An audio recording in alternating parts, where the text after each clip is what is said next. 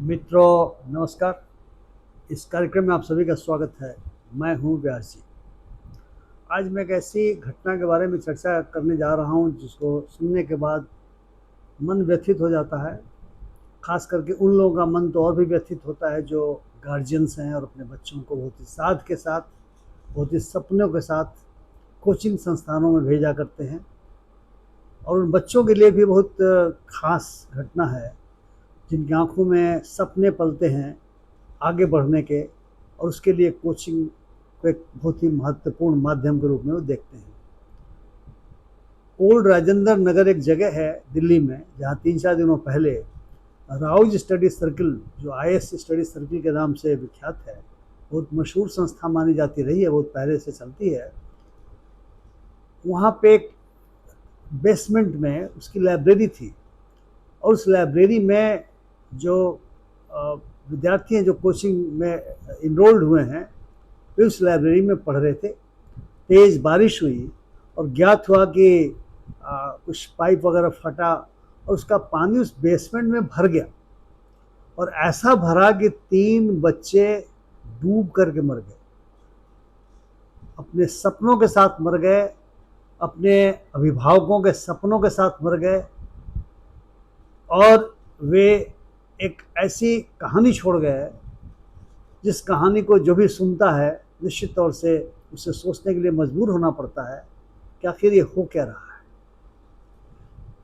उस घटना के बाद से दिल्ली में जहाँ जहाँ कोचिंग संस्थान चल रहे हैं उनकी सुरक्षा को लेकर के, वहाँ पे आपदा प्रबंधन की व्यवस्था को लेकर के, नाकाफी को लेकर के, और प्रशासन के रवैये को लेकर के, सरकार के रवैये को लेकर के रोष के प्रदर्शन हो रहे हैं।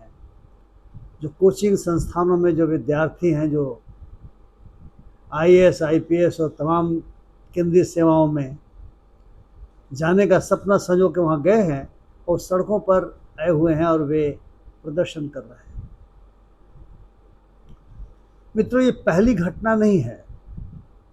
2019 में गुजरात के सूरत ज़िले में एक कमर्शियल कॉम्प्लेक्स में आग की घटना घटी थी, आग लगी थी, और लगभग 22 छात्र जो कोचिंग इंस्टीट्यूट में वहाँ पढ़ते थे, उस कमर्शियल कॉम्प्लेक्स में कोचिंग इंस्टीट्यूट भी था, उसमें जल करके मर गए।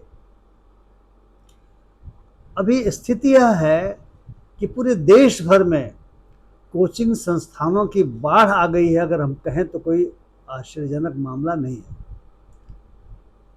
मैं देख रहा हूं कि वर्ग 3 की नियुक्तियों से लेकर के और क्लास 1 की नियुक्तियों तक, यहाँ तक कि आईएएस तक भी तो ये घटना उसी सिलसिले में घटी है।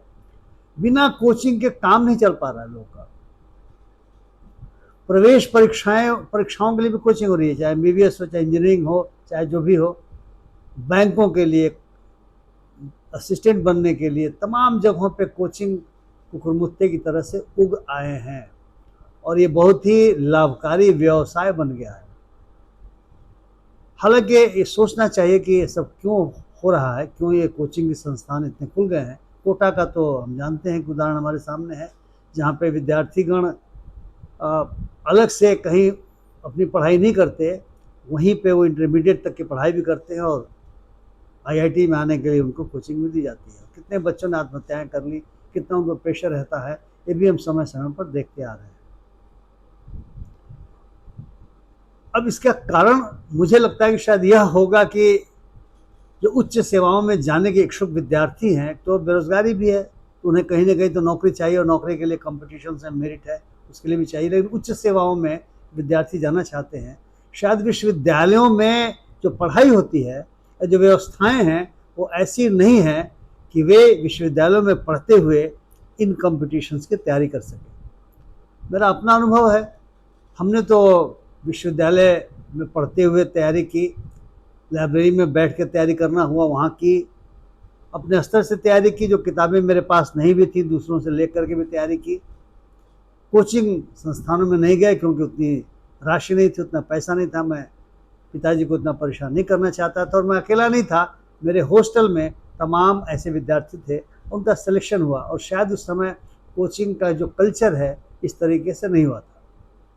तो कोचिंग का कल्चर शुरू हो गया है, और विद्यार्थी चाहते हैं कि हम अपने स्कूलों में कॉलेजों में, यूनिवर्सिटीज़ में पढ़ने की बजाय इन कोचिंग संस्थानों में जाएं, क्योंकि कोचिंग संस्थान कहते हैं कि हमारे यहाँ आइएगा तो आपके सफलता की गारंटी है, जबकि सिलेक्शन सबका हो नहीं सकता, हम सभी जानते हैं। लेकिन जिनके पास पैसा है तो कोचिंग में अपने बच्चों को भेजते हैं। और ये घटना जो घटी है, ये घटना निश्चित तौर से उन सबको बहुत दुख देती है जो कोचिंग पर बहुत निर्भर रहा करते हैं। अब इस घटना के घटने के बाद क्या हो रहा है? केंद्र सरकार दिल्ली के राज्य सरकार को बहुत दोषारोपण दे रही है और राज्य सरकार कह रही है कि आपने सर्विसेज एलजी के हवाले कर दिया। अधिकारियों का नियंत्रण एलजी के हाथ में है, अधिकारी हमारी बात नहीं सुनते। आज ही दिल्ली हाई कोर्ट ने एमसीडी के कमिश्नर को बुलाया और झाड़ पिलाई और दिल्ली पुलिस को कहा कि आप कर क्या रहे हो? आज तक एमसीडी का कोई अधिकारी या जिम्मेवार व्यक्ति गिरफ्तार क्यों नहीं हुआ? यानी लापरवाही बरती गई, क्योंकि आपने एनओसी नहीं दी या दी, आपने इंस्पेक्शन नहीं किया कि वहाँ पे आपदा प्रबंधन की व्यवस्था है कि नहीं है। अगर बेसमेंट्स में लाइब्रेरी बनी हुई है, बेसमेंट्स में क्लासेस चल रहे हैं, तो बहुत चिंतनीय विषय होगा कि यदि उस बेसमेंट में आपने अग्नि से बचाव के प्रबंध नहीं किए हैं। अब दिल्ली में कहते हैं कि ओल्ड राजेंद्र नगर काफ़ी निचले इलाके में है, बारिश हो रही है, वहाँ तो पानी भरेगा। अभी तो वायनाड की घटना दिल दहलाने वाली है, हम देख रहे हैं। अगर पर्वतीय क्षेत्रों में इस तरह की बातें हैं तो आप देखिए वहाँ पे तो भूस्खलन हो रहे हैं। तो आपदा की जो विभिन्न परिस्थितियाँ होती हैं, उन परिस्थितियों को ध्यान में रखते हुए जो भी अथॉरिटीज़ हैं उनको देखना होता है कि क्या डिजास्टर रिस्क रिडक्शन की व्यवस्थाएं की गई हैं, क्या एग्जिट और एंट्री के पॉइंट्स अलग अलग बनाए गए हैं, आग लगने पर कैसे भागेंगे।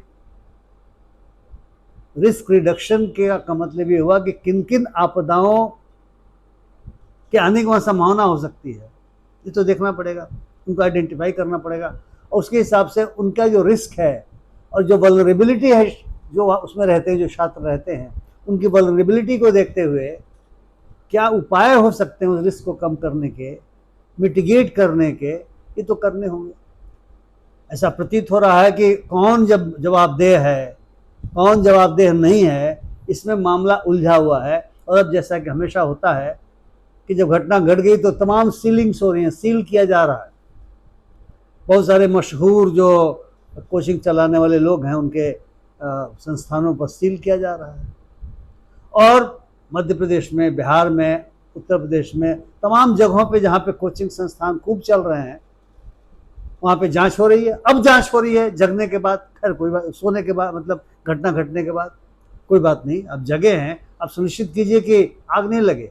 जैसे अस्पतालों में आग लगा करती तो काफ़ी व्यवस्थाएं इसके बाद की गई हैं कई जगहों पे, बिहार में मैं जानता हूँ किया गया है। और ऐसी घटनाएं मिनिमम घटती हैं, घटती उसका प्रबंधन फास्ट, तेज, क्विक होना चाहिए। जो संस्थान चला रहे हैं उनको तो इन्वेस्ट करना पड़ेगा आपदा प्रबंधन में, आपदा जोखिम न्यूनीकरण में उनको करना पड़ेगा। और उसको इन्फोर्स करने का काम किसका? प्रशासन का काम है। एजेंसीज हैं, दिल्ली में एमसीडी का काम है, बाकी जगहों पे जो जिला प्रशासन है और जो आपदा से जुड़े हुए विभाग हैं उनका काम है, देखना काम है।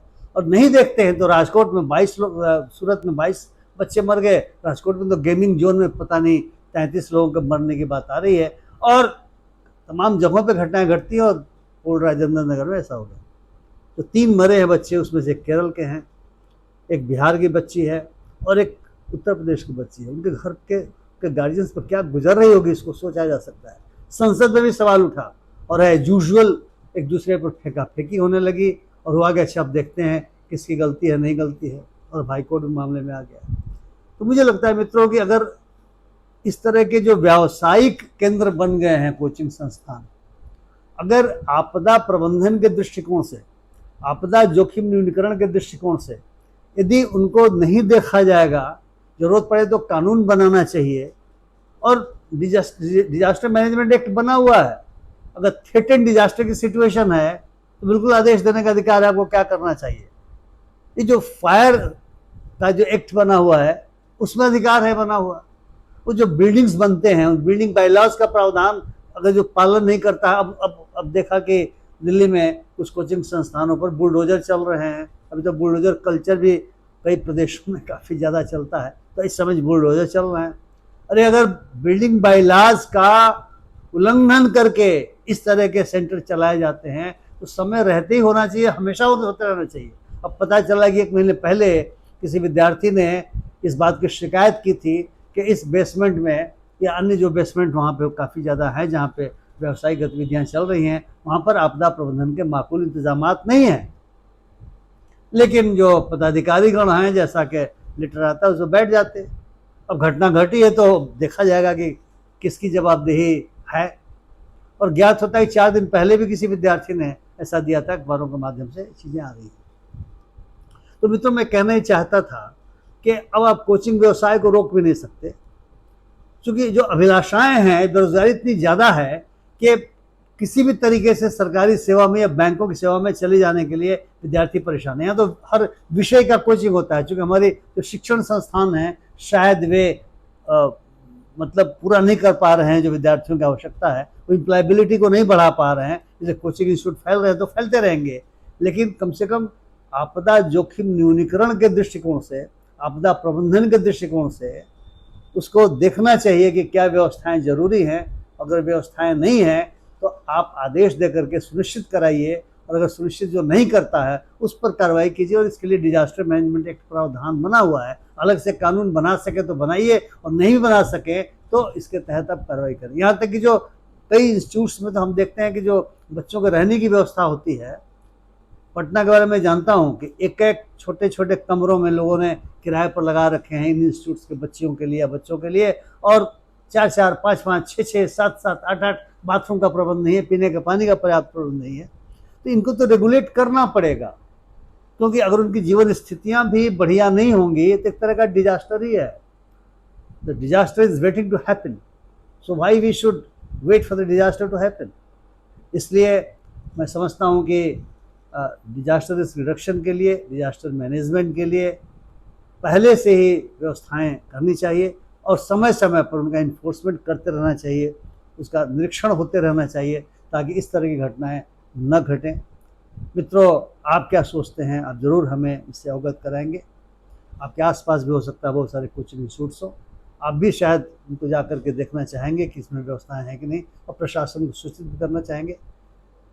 यदि आप मेरी इन बातों से इत्तेफाक रखते हैं तो कृपया मेरे वीडियो को शेयर करें, लाइक करें, और मेरे चैनल को सब्सक्राइब करें। बहुत बहुत धन्यवाद। नमस्कार।